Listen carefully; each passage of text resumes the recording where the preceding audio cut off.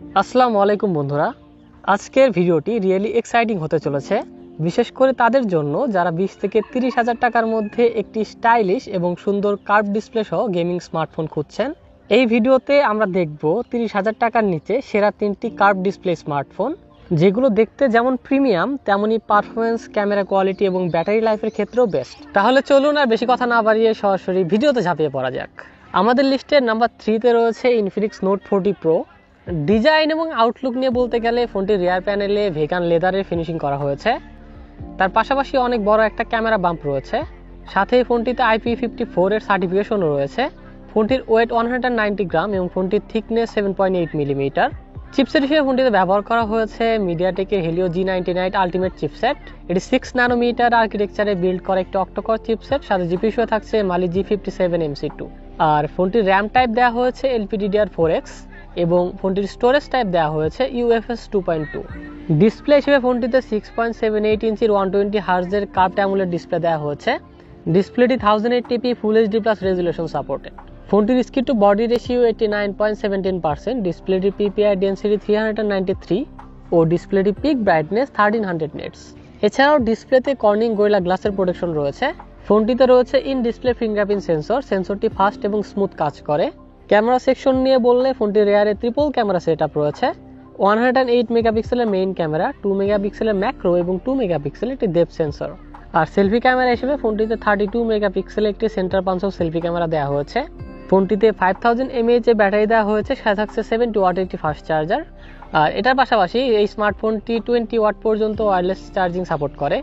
এই 70 ওয়াটের চার্জার দিয়ে স্মার্টফোনটি ফুল চার্জ করতে সময় লাগে প্রায় 45 মিনিটের মতো। নর্মাল ইউজে স্মার্টফোনটি থেকে প্রায় 1.5 দিনের মতো ব্যাটারি ব্যাকআপ পাওয়া গিয়েছে, আর একদম হেভি ইউজ করলে স্মার্টফোনটি থেকে প্রায় 6 ঘন্টার মতো ব্যাটারি ব্যাকআপ পাওয়া যাবে। ফোনটি আমাদের দেশে বর্তমানে অফিসিয়ালভাবে 2টি ভেরিয়েন্টে পাওয়া যাবে, যা 8GB RAM 256GB internal storage এবং 12GB RAM 256GB internal storage.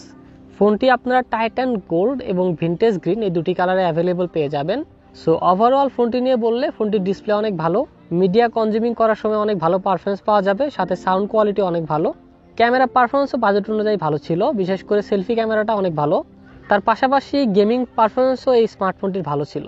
তো ফোনটি কাদের কেনা উচিত? যাদের ভেগান লেদারের রিয়ার প্যানেল ভালো লাগে, সাথে সুন্দর একটা কার্ভ ডিসপ্লে ফোন খুঁজছেন, টুকটাক ফটোগ্রাফি করেন, সাথে মাঝারি লেভেলের গেমিং করেন, তাদের জন্য ইনফিনিক্স নোট 40 প্রো হতে পারে একটি বেস্ট চয়েস। তো ইনফিনিক্স নোট 40 প্রো ফোনটির এই 256GB ভেরিয়েন্টের বাংলাদেশে বর্তমানে অফিসিয়াল প্রাইস 28,000 টাকা। আমাদের লিস্টে নাম্বার 2তে রয়েছে অনর X9B। ডিজাইন এবং আউটলুক নিয়ে বলতে গেলে অরেঞ্জ কালারের ফোনটির রিয়ার প্যানেলে ভেগান লেদারে ফিনিশিং করা হয়েছে, আর বাকি 2টি কালারের ফোনে ম্যাট ফিনিশ করা হয়েছে। এর পাশাপাশি ক্যামেরা মডিউল গোল হয়, দেখতে অনেক সুন্দর লাগে ফোনটি। সাথে এই ফোনটিতে অ্যান্টি বাউন্সিং টেক ব্যবহার করেছে, যার ফলে উঁচু জায়গা থেকে ফেলে দিলেও ফোনটির কিছুই হবে না। ফোনটির ওয়েট 185 গ্রাম এবং ফোনটির থিকনেস 7.9 মিলিমিটার। চিপসেট হিসেবে ফোনটিতে ব্যবহার করা হয়েছে মিডিয়াটেকের হেলিও G99 আলটিমেট চিপসেট। এটি 6 ন্যানোমিটার আর্কিটেকচারে বিল্ড করা একটি অক্টোকর চিপসেট, সাথে জিপি হিসেবে থাকছে মালি G57MC2। আর ফোনটির র্যাম টাইপ দেওয়া হয়েছে LPDDR4X এবং ফোনটির স্টোরেজ টাইপ দেওয়া হয়েছে UFS 3.1। ডিসপ্লে হিসেবে ফোনটিতে 6.78 ইঞ্চির 120 হার্জের কার্ভড অ্যামোলেড ডিসপ্লে দেওয়া হয়েছে। ডিসপ্লেটি 1200 full HD plus resolution supported.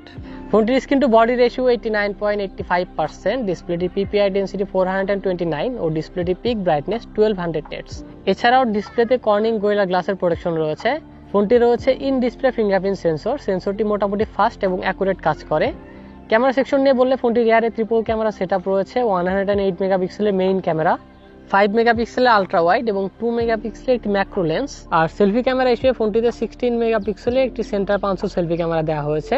ফোনটিতে 5800 mAh ব্যাটারি দেওয়া হয়েছে, সাথে থাকছে 35 ওয়াটের একটি ফাস্ট চার্জিং সাপোর্ট। এই চার্জার দিয়ে স্মার্টফোনটি ফুল চার্জ করতে সময় লাগে প্রায় 1.5 ঘন্টার মতো।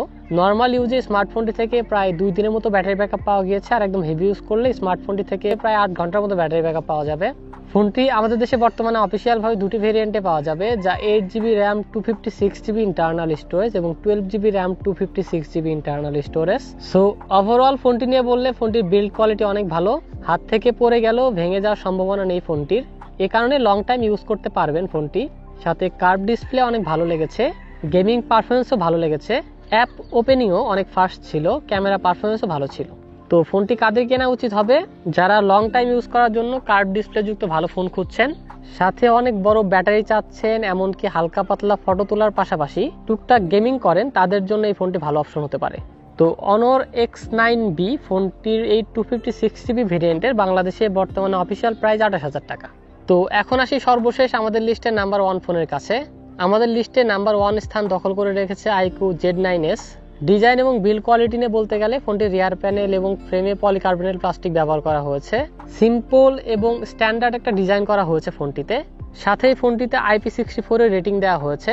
ফোনটির ওয়েট 183 গ্রাম এবং ফোনটির থিকনেস 7.5 মিলিমিটার। চিপসেট হিসেবে ফোনটিতে ব্যবহার করা হয়েছে মিডিয়াটেকের Dimensity 7300 চিপসেট। এটি 4 ন্যানোমিটার আর্কিটেকচারে বিল্ড করা একটি অক্টোকোর চিপসেট। সাথে জিপিইউ থাকছে Mali G615 MC2।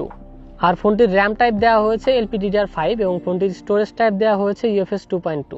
ডিসপ্লে হিসেবে ফোনটিতে 6.77 ইঞ্চির 120 Hz 3D curved AMOLED display দেওয়া হয়েছে। ডিসপ্লেটি 1080p full HD plus HDR plus resolution supported. ফোনটির স্ক্রিন টু বডি রেশিও 90.3%। ডিসপ্লেটির PPI ডেন্সিটি 388 ও ডিসপ্লেটির পিক ব্রাইটনেস 1800 নিটস। এছাড়াও ডিসপ্লেতে স্কট জেনসেশনের প্রোটেকশন রয়েছে। ফোনটিতে রয়েছে ইন ডিসপ্লে ফিঙ্গারপ্রিন্ট সেন্সর। সেন্সরটি ফাস্ট এবং স্মুথ কাজ করে। ক্যামেরা সেকশন নিয়ে বললে ফোনটির রিয়ারে ডুয়েল ক্যামেরা সেটআপ রয়েছে। 50 মেগাপিক্সেলের মেইন ক্যামেরা এবং 2 মেগাপিক্সেলের একটি ডেপথ সেন্সর। আর সেলফি ক্যামেরা হিসেবে ফোনটিতে 16 মেগাপিক্সেলের একটি সেন্টার পাঞ্চল সেলফি ক্যামেরা দেওয়া হয়েছে। ফোনটিতে 5500 mAh এর ব্যাটারি দেওয়া হয়েছে। সাথে থাকছে 44 ওয়াটের একটি ফাস্ট চার্জার। এই চার্জার দিয়ে স্মার্টফোনটি ফুল চার্জ করতে সময় লাগে প্রায় 1 ঘন্টা 10 মিনিটের মতো। নর্মাল ইউজে স্মার্টফোনটি থেকে প্রায় 1.5 দিনের মতো ব্যাটারি ব্যাকআপ পাওয়া গিয়েছে। আর একদম হেভি ইউজ করলে স্মার্টফোনটি থেকে প্রায় 7 ঘন্টার মতো ব্যাটারি ব্যাকআপ পাওয়া যাবে। ফোনটি আমাদের দেশে বর্তমানে অফিসিয়ালভাবে দুটি ভেরিয়েন্টে পাওয়া যাবে, যা 8GB RAM 128GB internal storage এবং 8GB RAM 256GB internal storage. ফোনটি আপনারা টাইটানিয়াম ম্যাট এবং অনিক্স গ্রিন এই দুটি কালারে অ্যাভেলেবল পেয়ে যাবেন। সো ওভারঅল ফোনটি নিয়ে বললে ফোনটির ডিসপ্লে অনেক ভালো, কালার অ্যাকুরেসি ব্রাইটনেস অসাধারণ ছিল, গেমিং পারফরমেন্সও অনেক ভালো পেয়ে যাবেন। ক্যামেরা পারফরমেন্সও বাজেট অনুযায়ী ভালো লেগেছে। কালারফুল এবং ব্রাইট ফটো তুলতে পারবেন এই ফোনটি দিয়ে। ব্যাটারি ব্যাকআপও অনেক ভালো পেয়ে যাবেন এই স্মার্টফোনটি থেকে। তো ফোনটি কাদের কেনা উচিত? যাদের প্রিমিয়াম কোয়ালিটির কার্ভ ডিসপ্লে দরকার, সাথে দরকার ম্যাসিভ ব্যাটারি, একই সাথে টুকটাক ফটো তোলার জন্য ক্যামেরা এবং হেভি গেমিং করার জন্য ফোন দরকার, তারা এই iQOO Z9s ফোনটি নিতে পারেন। তো iQOO Z9s ফোনটির এই 256GB ভেরিয়েন্টের বাংলাদেশে বর্তমানে অফিসিয়াল প্রাইস 29,000 টাকা।